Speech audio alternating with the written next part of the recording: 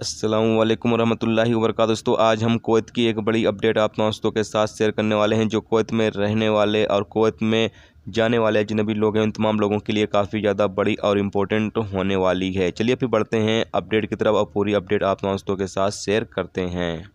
ये अपडेट ये है कि कुवैत हाउसिंग मामलों के राज्य मंत्री डॉक्टर अब्दुल्ला मरफ़ी ने कुवैत इंटरनेशनल एयरपोर्ट का दौरा किया और इस दौरान उन्होंने तमाम तरह के जो इंतज़ाम किए गए हैं कुवैत इंटरनेशनल एयरपोर्ट पर, उसका अच्छे से जायज़ा लिया है। बताया गया है कि जितने भी मुसाफिर अभी कुवैत इंटरनेशनल एयरपोर्ट पर आएंगे, उनका पीसीआर टेस्ट जो है वो अच्छे तरीके से कुवैत इंटरनेशनल एयरपोर्ट पर ही किया जाएगा।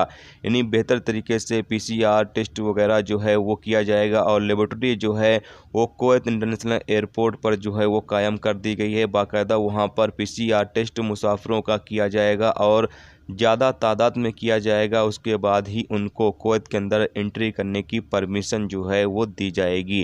तो ये एक बड़ी अपडेट जो है वो जारी की गई है। सोचा आप दोस्तों के साथ शेयर कर दिया जाए कि अभी 7 फरवरी से जो फ़्लाइट है वो दोबारा से शुरू की जा रही है और 30% मुसाफिर जो हैं वो अभी कुवैत के अंदर दोबारा से जो है वो एंट्री कर सकेंगे। 30% मुसाफिर जो हैं वो दोबारा से एंट्री कर सकेंगे, यानी कि दुबई वगैरह और भी जिस भी देश से फ़्लाइटें अभी तक चल रही थी, उस देश से फ़्लाइटें जो हैं जिस तरीके से अभी यानी कि 15 दिन पहले तक चल रही थी, उस तरीके से फ़्लाइटें जो हैं वो दोबारा से शुरू कर दी जाएंगी। मुसाफिर जो है वो दोबारा से कुवैत के अंदर एंट्री कर सकेंगे और बस उन तमाम मुसाफिरों का एयरपोर्ट पर ही अच्छी तरीके से पीसीआर टेस्ट वगैरह किया जाएगा, ताकि कोई सरकार को किसी भी मुसाफिर से कोई भी ख़तरा न रहे कुवैत के अंदर कोरोना वायरस फैलने का।